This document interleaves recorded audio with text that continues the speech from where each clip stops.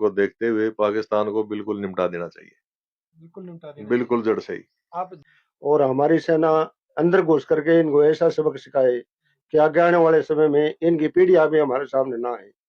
तो ये हम चाहते हैं, और जितना कोशिश हो पीओ को पहले ले और हो सके तो लाहौर तक भी कब्जा कर लिया जाए। मेरी उम्र 90 हो चुकी है, और जो सरकार ने ये सलाह है सिंदूर ऑपरेशन, ये बहुत ही बढ़िया रहा। हम बड़े खुश हैं इससे। आगे भी ये जो युद्ध है ये आर पार का होना चाहिए। आर पार का क्यों होना चाहिए बाबा जी? आर पार का क्यों होना चाहिए ताकि बार बार पाकिस्तान परेशान न करे। जो कि हमारे निहत्थे आदमियों को मारते हैं ये, और हम ये चाहते हैं अभी आर पार की लड़ाई एक बार हो जानी चाहिए। आर पार की लड़ाई में क्या चाहते हैं, क्या कहाँ तक कब्जा करना चाहिए भारत में? हम तो चाहते हैं ये बलूचिस्तान, गिरगिटिस्तान और ये अपना सारे का कैप्चर करना। पीओके, जो पीओके तो पहला ही मुद्दा है, जो पीओके हमारे हाथ कवर करना चाहिए। पाकिस्तान को मिट्टी मिलाएंगे, पाकिस्तान को मिट्टी मिलाएंगे। वंदे मातरम, भारत माता की, भारत माता की, वंदे वंदे। आतंकियों ने पहलगाम के अंदर अपने निर्दोष नागरिकों पर हमला किया था, उसके बाद भारत और पाकिस्तान के अंदर युद्ध की स्थिति बनी हुई है। लगातार भारत की तरफ से एक अलग मिशन, सिंदूर मिशन शुरू किया था, वो लगभग पूरा कर दिया 25 मिनट के अंदर, और उसके बाद पाकिस्तान अपनी छोटी-मोटी हरकतें कर रहा है। उनको देखते हुए दोनों देशों के बीच युद्ध के हालात बने हुए हैं, और इसी बातों को लेकर हमारे जो पूर्व सैनिक अधिकारी हैं, उस सभी ये सभी आप देख सकते हैं मेरे साथ बैठे हैं, और इन्होंने भी अपने स्तर पे एक चर्चा करी है। चर्चा वो किस तरह की करी है और क्या सोचते हैं, युद्ध के हालात क्या होते हैं और क्या भारत ने क्या अब आगे डिसीजन लेना चाहिए। तो काफी सारे अभी सैनिक अधिकारी मौजूद है मेरे पास। ये फिलहाल जो लाइव चला हुआ है, गोहाना से हम लाइव दिखा रहे हैं। गोहाना के आसपास के जो गाँव हैं, और वहां से भी जो अधिकारी हैं, सैनिक हैं, जो रिटायर्ड हो रखे हैं, तो इनके अंदर भी खून का जो जोश है ना, वो एकदम उबाल मार रहा है कि भाई इस बार तो पाकिस्तान के साथ आर पार की लड़ाई हो जानी चाहिए। बार बार हमारे जिस तरह से निर्दोष नागरिकों पर हमला करके ये मार रहे हैं और घरों में मातम की सिचुएशन पैदा कर रहे हैं, तो इन्हीं बातों को लेकर हम बातचीत कर लेते हैं। देख भी सकते हैं, एक बार दिखा दूं मैं आपको, ड्रेस भी डाल रखी है और कैप भी सभी ने डाल रखी है। जो अधिकारी होते हैं, जो फौजी जो होते हैं, हमारे देश की शान होते हैं, जब ये सेना के अधिकारी और सैनिक जो बॉर्डर पर होते हैं, बॉर्डर पर जब हम एक शांति की नींद सोते हैं, तो हम इनसे जान लेते हैं। सर, आपका हरियाणा से बहुत बहुत स्वागत। नमस्कार जी। आप क्या नाम है सर, क्या रहेंगे? नायक रणधीर सिंह राठी। रणधीर सिंह राठी जी। हाँ जी। तो राठी साहब, जिस तरह से आपने ड्रेस डाल रखी, किस तरह का जोश अब आपके अंदर है, जिस तरह से भारत पाक के अंदर हालात पैदा हुए? हमारे अंदर तो इतना जोश है कि आज ही रक्षा मंत्री मेरे को बोले तो मैं अभी युद्ध में जाने के लिए तैयार हूं, और देश के साथ में लड़ने के लिए बिल्कुल तत्पर है, तैयार है। अभी आप लोगों की मीटिंग भी हो रखी थी, मीटिंग में किस तरह की चर्चा आप कर रहे थे? हमारे चर्चा ये है, सभी भूतपूर्व सैनिक बोल रहे हैं अगर जो भी हमारे को ड्यूटी दी जाएगी, हम उस ड्यूटी को निभाने के लिए तैयार हैं। आज ही रक्षा मंत्री जो भी हमारे को आदेश दें, तो हम उस तत्पर हैं, तैयार हैं सभी फौजी एक्सर्विसमैन। अब मैं आपको बताऊं, जिस तरह से हालात बने हुए हैं, पाकिस्तान भी मिसाइल दाग रहा है, लेकिन हमारे डिफेंस सिस्टम इतना मजबूत है, उनको खिलौनों की तरह हवा के अंदर ही मार के गिरा रहा है।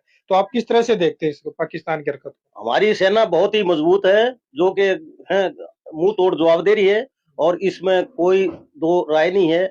हम आर पार की लड़ाई के लिए लड़ने के लिए तैयार है, और सेना भी तैयार है। जो हमारे एक्स-सर्विसमैन भी, वो भी पूरी तैयार हैं, जो कि बॉर्डर पर जाने के लिए तैयार हैं। आप जो पीछे पाकिस्तान के साथ लड़ाई हुई, उनमें किसी में शामिल रहे?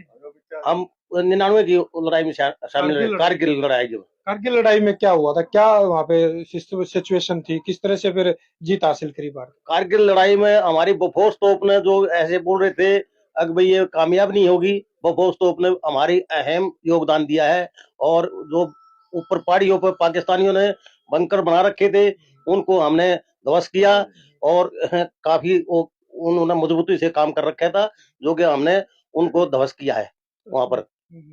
अभी हालात भी उसी तरह के बने हुए हैं। अभी भी हालात उसी तरह के बने हुए हैं, जो कि हमारे निहत्थे आदमियों को मारते हैं ये, और हम ये चाहते हैं अभी आर पार की लड़ाई एक बार हो जानी चाहिए। आर पार की लड़ाई में क्या चाहते हैं, क्या कहाँ तक कब्जा करना चाहिए भारत में? हम तो चाहते हैं यो बुलिस्तान गिरगिटिस्तान और ये अपना सारे कैप्चर करना, पीओके जो पीओके तो पहला ही मुद्दा है, जो पीओके हमारे हाथ कवर करना चाहिए। और भी अधिकारी हैं, पूर्व अधिकारी हैं, इनसे जान लेते हैं। उम्र काफी हो चुकी है, उसके बावजूद भी जोश इनका देखेंगे किस तरह की बातों में जोश है, शरीर में जोश है। हाँ जी बाबू जी, क्या नाम है, क्या रैंक से रिटायर्ड हुए आप? एक हवलदार किलर का वासिंग जी। ग्रेनेडियर से। अच्छा जी। मैं मेरी उम्र 90 हो चुकी है, और जो सरकार ने ये चलाया है सिंदूर ऑपरेशन, ये बहुत ही बढ़िया रहा। हम बड़े खुश हैं इससे। आगे भी ये जो युद्ध है ये आर पार का होना चाहिए। आर पार का क्यों होना चाहिए बाबा जी? आर पार का क्यों होना चाहिए, ताकि बार बार पाकिस्तान परेशान न करे। हाँ, ये उग्रवाद को खत्म हो जाना चाहिए, ये डिमांड है। आप किसी लड़ाई में रहे, शामिल हुए हो?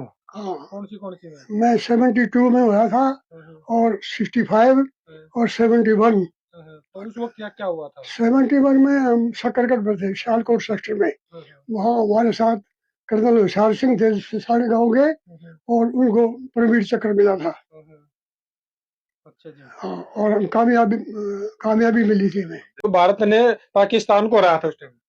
हाँ, भारत ने पाकिस्तान को हराया था। हाँ, अच्छा। बांग्लादेश को नया नहीं, 71 बार में सियालकोट पर यही था। हाँ जी, क्या बताऊंगा? लाहौर 65 वाली में लाहौर के रेलवे स्टेशन के पास अपनी फौजें डाली थी, अच्छा फिर वो वापस दे दिया इंदिरा गांधी ने। अच्छा। तो उस वक्त क्या क्या रहा था, क्या कहाँ तक कब्जा कर लिया था बता रहे हैं? बांग्लादेश भी उसी टाइम की देन है। बांग्लादेश। हाँ, बांग्लादेश को आजाद कराने वाला भारत है। तो इस बार की क्या सोच रहे हैं, अभी किसको आजाद कराना चाहिए भारत में? अभी तो पीओके को आजाद कराना चाहिए, अपना हमारा हक है। पीओके को कब्जा कर लेना चाहिए भारत में। हाँ, बिल्कुल बिल्कुल। ये और भी साथी हैं जो पहुंचे हैं, उनसे भी जान लेते हैं। जी जी, क्या नाम है, क्या rank? Subedar major Randhir Singh, honorary captain, Jat regiment. जी, क्या सोचते हैं आप? जिस तरह हम से भी ये सोचते हैं, जैसे अभी से 99 में जो हमला हुआ था, उसमें और इसमें काफी अंतर है। उस टाइम में क्या था, उन्होंने ऊंची वाली पहाड़ियों पर जा कब्जा कर लिया था हमारे देश के ऊपर, और अपने को ऊंचा रखने के लिए। अभी ये अलग टाइप का हादसा है, क्योंकि इसने हमारे बहन बेटियों के जो संदूर को इन्होंने जो उजाड़ा है, वो एक अच्छी बात नहीं करी है, वो भी धर्म अलग कर करके। इसलिए हम चाहते हैं कि इसको अलग अलग टुकड़ों में ऐसा बांट देना चाहिए कि ये आगे कभी काबू में नहीं आए और समझ से बाहर हो जाए। अपना इतने औकात हो जाए इसकी कि ये रोटी तक भी एक एक टूक के लिए भी तरसता रहे, और ये उग्रवाद को बढ़ावा ना दे, और हमारी सेना अंदर घुस करके इनको ऐसा सबक सिखाए कि आगे आने वाले समय में इनकी पीढ़ियां भी हमारे सामने ना आए। तो ये हम चाहते हैं, और जितना कोशिश हो पीओके को पहले ले, और हो सके तो लाहौर तक भी कब्जा कर लिया जाए। अगर आपको बुला लिया जाए तो सेना में जाने के लिए दोबारा तैयार जाएंगे। मैं 20 साल हो गए रिटायरमेंट, अगर बुलाते हैं तो जाने के लिए तैयार है, हम भी जाने के लिए तैयार है। अभी भी इसीलिए हमारे को पेंशन दे रही है गवर्नमेंट, इसीलिए हम यहाँ बैठे हुए हैं। हम भी जितना होगा पीछे से जितना सपोर्ट होगा, आगे कहेंगे आगे सपोर्ट होगा, जहाँ भी हमें सेना भेजेगी वहां जाने के लिए तैयार है। अभी भी खून में हाँ, वही हम जाने के लिए तैयार, बता दिया आपको। जब हमारे जवान आगे जा रहे हैं तो हम क्यों पीछे रहेंगे। और भी पहुंचे हैं यहाँ पे। जी, क्या नाम और क्या है, किस रैंक से? नायक बलजीत सिंह। क्या कहेंगे जिस तरह से अभी हालात बने हुए? हालात को देखते हुए पाकिस्तान को बिल्कुल निपटा देना चाहिए, बिल्कुल निपटा देना बिल्कुल जड़ से ही। आप बचाव कर सके, इसलिए आप जहाँ भी है भाई नीचे जमीन में लेट जाए, या कोई गहरी खाई है उसमें लौट जाए। इस प्रकार का ये सायरन का जैसे अम्बाड़ा, चंडीगढ़ और दूसरी स्टेट जहाँ पे मिलिट्री के बेस कैंप है, वहाँ पे स्कूल और संस्थान जो सारे बंद कर दिए गए। हाँ, बात सही है जी। जो मेरी बात सायरन का मतलब है अपना, या तो गांव में है जो है छोटे छोटे अपने बैंकर के टाइप बना ले, उसमें खोद कर रखना चाहिए, और इस प्रकार अपना बचाव करना चाहिए सायरन का, सायरन से गाइडलाइन। क्या ये युद्ध लंबा चलना चाहिए? नहीं, जितना भी लंबा नहीं चलना चाहिए, कम से कम जितना भी हो सके इसको निपटना चाहिए। और जितना भी हमारे पास आजकल बहुत वो पहले वाला भारत नहीं है। हमारे पास बहुत ही ताकतवर देश है, काफी है, फाइटर है, राइफल है, मिराज है 200 है, जो कि काफी अक्षमता है। रफाल ने तो फिर तबाही मचा रखी। हाँ, राफेल ने बहुत ही काफी इसको है, दूसरे विपक्ष वाले क्या क्या बोलते थे, वो आज उनका मुंह बंद हो गया है। उस पर तो हम जाना ही नहीं चाहते, हम तो जाना चाहते हैं सैनिक की जो कार्रवाई है, सेना की जो कार्रवाई हो किस तरह से करे। दूसरे और भी जो थे उनसे भी जान लेते हैं, कि एक सवाल और ले लेते हैं, उसके बाद फिर आपसे अलविदा करेंगे। सर, जंग के क्या मायने हैं और सायरन जो बजता है उसका क्या मायने है? सायरन दो तरह के बजाते हैं ये। एक तो स्लो टाइप होता है जिसमें पब्लिक कोई हो जाए हमला होने वाला है। एक होता है तेज आवाज में, उसका मतलब ये होता है भाई अभी अटैक हो गया, और दोबारा फिर अगर वो नॉर्मल बजेगा तो हमला टल गया। तो सायरन के दौरान में हर एक आदमी अपना अलर्ट हो जाता है अपना बचाव के लिए।